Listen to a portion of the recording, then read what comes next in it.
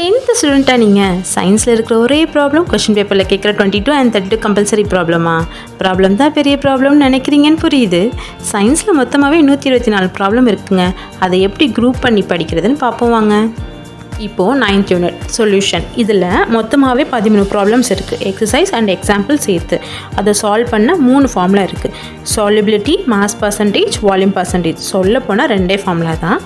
Solubility is equal to mass of solute by mass of solvent into 100. இப்போ mass பர்சன்டேஜோ volume பர்சன்டேஜோ கேட்டால் ரெண்டுத்துக்கு ஒரே formula தான். Mass of solute by mass of solution into 100. இதில் என்னென்னா denominator மட்டும் சேஞ்ச் ஆகும். சால்யூபிலிட்டிக்கு மாஸ் ஆஃப் சால்வெண்ட்டுன்னு டினாமினேட்டர் வரும். இந்த மாஸ் பர்சன்டேஜோ வால்யூம் பர்சன்டேஜோ கேட்டால் மாஸ் ஆஃப் சொல்யூஷன் வந்து டினாமினேட்டரில் வரும். இந்த யூனிட்டில் இருக்கிற இந்த 5 சம்மும் மாஸ் பர்சன்டேஜ் பேஸ் பண்ண ப்ராப்ளம்.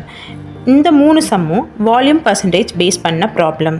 மீதி இருக்கிற 5 சம்மும் சால்யூபிலிட்டி பேஸ் பண்ண ப்ராப்ளம். இந்த மாதிரி ஒவ்வொரு யூனிட்டில் இருக்கிற ப்ராப்ளம்ஸையும் குரூப் பண்ணி படித்தா ஈஸியாக இருக்கும். இதுக்கான PDF லிங்க் டிஸ்கிரிப்ஷனில் இருக்குது, யூஸ் பண்ணிக்கோங்க.